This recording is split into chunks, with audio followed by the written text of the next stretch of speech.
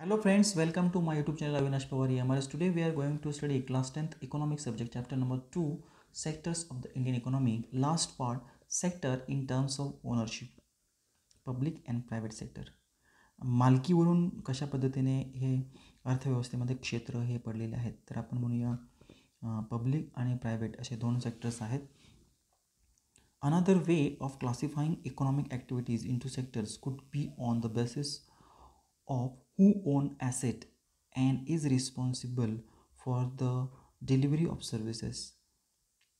आता आपण म्हणूया या आर्थिक जे काही कार्य होतात अर्थव्यवस्थेमध्ये त्याचे आपण म्हणूया दोन तुलना आपण पाहिलेली आहे की एक पब्लिक आणि एक प्रायव्हेट सेक्टर्स. सो हे जे काही आपण क्लासिफिकेशन केलेलं आहे, ग्रुपिंग केलेलं आहे ह्या इकॉनॉमिक्स किंवा आर्थिक कामाचं, हे कशावरून ठरलेलं आहे? According to the activities in two sector could be on the basis who own assets. ती संपत्ती आहे ती कोणाच्या मालकीची आहे आणि responsible for delivery of services आणि कोण ती सेवा देण्यास जबाबदार आहे. तर आपण पाहूया की to provide service and who own the asset, ती मालकी कोणाची आहे आणि त्याच्याबरोबर ती सेवा कोण देणार आहे याच्यावरून ते ठरलेलं आहे. In the public sector the government own the most of the asset and provide all the services. आणि म्हणून पब्लिक सेक्टरमध्ये म्हणजे आपण म्हणूया सार्वजनिक क्षेत्र हे गव्हर्नमेंट ज्या मालकीचे हे सगळे जे असेट जे असतात, संपत्ती जी असते ती सगळी गव्हर्नमेंटच्या मालकीची असते आणि सेवा देण्याचं काम पण कोण करतं? गव्हर्नमेंट पब्लिक सेक्टरमध्ये. In the private sector ownership of asset and delivery of service is in the hand of private individual or companies. पण प्रायव्हेट सेक्टरमध्ये संपत्तीची मालकी आणि सेवा देण्याची जी जबाबदारी आहे ती कोणाची असते? ती खाजगी लोकांची किंवा खाजगी कंपनीची ही असते. So railways or post offices is an example of the public sector, whereas the company like Tata Iron and Steel Company Limited, TISCO or Reliance Industries Limited are privately owned.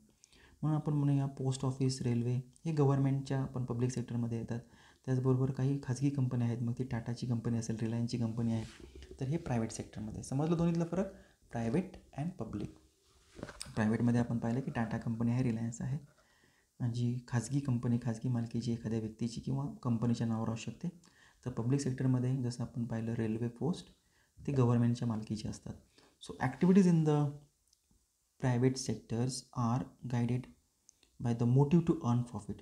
आता प्रायव्हेट सेक्टरमध्ये उद्देश काय असतो? कोणत्याही अर्थव्यवस्थेमध्ये जास्तीत जास्त फायदा, नफा कमवणे. To get such services we have to pay money to these individuals and companies. आणि म्हणून आपल्याला जर सेवा घ्यायची असेल, रिलायन्सची सेवा कोणची आहे? गॅस आहे, पेट्रोल आहे, बरोबर आहे ना? तर आपल्याला त्यासाठी पैसे द्यावे लागतात. So the purpose of the public sector is not just to earn profit. Government raise money through taxes and other ways to meet the expenses on the service rendered by it. तर गव्हर्नमेंटचा उद्देश जो असतो तो नफा कमावणं नसतो. Government काय करतं? त्यांचा जो काही भांडवल आहे, त्यांचे जे पैसे आहेत ते टॅक्समधून उभे करतात आणि मग त्यातून ते खर्च भागवतात आणि मग सेवा लोकांनाही देतात. So modern day government spend on the whole range of activities. आणि म्हणून आपल्याला आधुनिक दिवसामध्ये आपल्याला असं आत्ता दिसतं आहे की शासन जे आहे ते पैसा मोठ्या प्रमाणात खर्च करत आहे, सेवा देत आहे. So what are these activities? कोणकोणत्या ॲक्टिव्हिटीसाठी शासन पैसा खर्च करत आहे? Why do government spend on such activities? या सगळ्या कामासाठी गव्हर्नमेंटने का पैसा खर्च करायचा आहे? Let's find out. There are several things need by society as a whole but which the private sector will not provide reasonable cost. आता सगळ्या म्हणजे अशा अनेक गोष्टी आहेत ज्या समाजाला लागतात, संपूर्णपणे समाजाला लागतात, परंतु प्रायव्हेट सेक्टर्स आपण म्हणूया की योग्य किमतीमध्ये अशा गोष्टी आपल्याला देऊ शकत नाही. सो का बरं असं? Why? Some of these need spending large sum of money. कारण याच्यासाठी खूप सारा पैसा हा खर्च करावा लागतो शासनाला. प्रायव्हेट सेक्टरला तो परवडणार नाही आहे. जेणेकरून तो जे समाजाला गरजेचं आहे ते गरजेचं पुरवण्याचं काम हे पब्लिक सेक्टर हे करू शकतं, कारण त्यासाठी खूप पैसा लागतो, which is beyond the capacity of the private sector, जे प्रायव्हेट सेक्टरच्या कॅपॅसिटीच्या क्षमतेच्या पलीकडे आहे.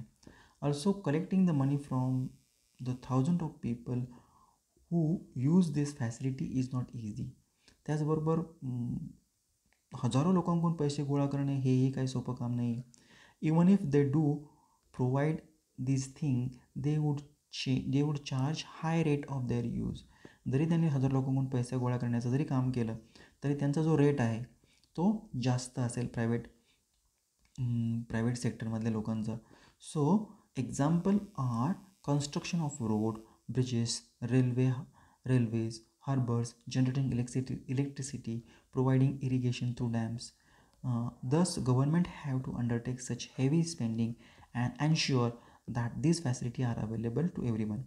आता आपण म्हणूया की काही सेवा आहेत, जसं रोड बांधणे असेल, ब्रिज बांधणे असेल, रेल्वे असेल, बरोबर आहे, वीज तयार करण्याचं काम असेल किंवा सिंचन क्षेत्र आहे, हे खाजगी क्षेत्राला खूप हायर रेटने ते आपल्याला देऊ शकतात. पण गव्हर्नमेंटकडे पैसा असल्यामुळे, टॅक्स त्यांच्याकडे येत असल्यामुळे कमी दरामध्ये ते आपल्याला ह्या सुविधा आपल्याला उपलब्ध करून देऊ शकतात. जो सेक्टर आपण पाहिला तो हा पब्लिक सेक्टर आहे. So there are some activities which the government has to support. आणि म्हणून काही अशा कामं आहेत ज्यामध्ये गव्हर्नमेंटला सपोर्ट करणं गरजेचं आहे. The private sector may not continue their production or business unless the government encourages it. जोपर्यंत शासन मदत करत नाही तोपर्यंत प्रायव्हेट सेक्टरमध्ये अशा पद्धतीने उत्पन्न किंवा जे व्यवसाय आहेत ते सुरू होऊ शकत नाहीत. For example, selling electricity at the cost of generation may push up the cost of production of good in many industries. Many unit, especially small scale unit, might have shut down. Government here steps in by the producing and supplying electricity at a rate which this industry can afford.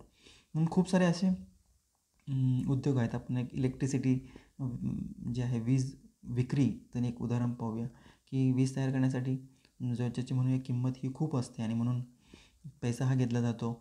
खूप सारे उद्योग जे आहेत, कारखाने जे आहेत, जे electricity स्वस्तात मिळत नसल्यामुळे बंद पडलेले आहेत.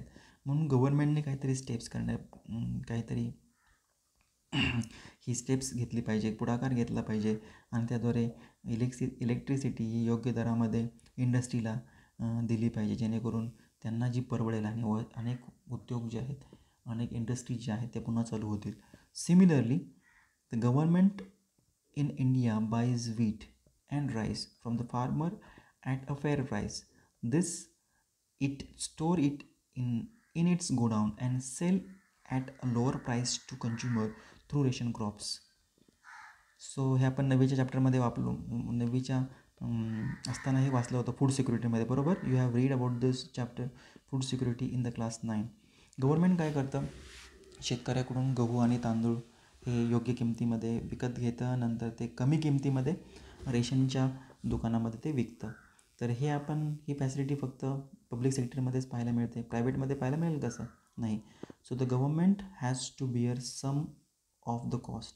मग हा जो खर्च आहे, जो खर्च त्याने स्वस्तामध्ये योग्य किमतीत शेतकऱ्यांना दिले, गहू आणि तांदूळ विकत घेतले आणि कमी किमतीमध्ये लोकांना वाटले, आणि जी राहिलेली रक्कम जी आहे, जो कॉस्ट जी आहे ती सहन करण्याची काम जे आहे, जास्त किंमत जी आहे ती सहन करण्याचं काम शासनाने केलेलं आहे. In this way the government support both farmer and consumer. Government जे आहे पब्लिक सेक्टरमध्ये ज्याला म्हणूया, शेतकऱ्यांना त्याचबरोबर ग्राहकांना सपोर्ट करण्याचं काम, मदत करण्याचं काम करतं. So there R large number of activities which are primary responsibility of the government. म्हणून खूप साऱ्या अशा ॲक्टिव्हिटीज आहेत, कामं आहेत ज्याच्यामध्ये गव्हर्नमेंटची प्राथमिक जबाबदारी आहे की अशा लोकांना सपोर्ट करणं.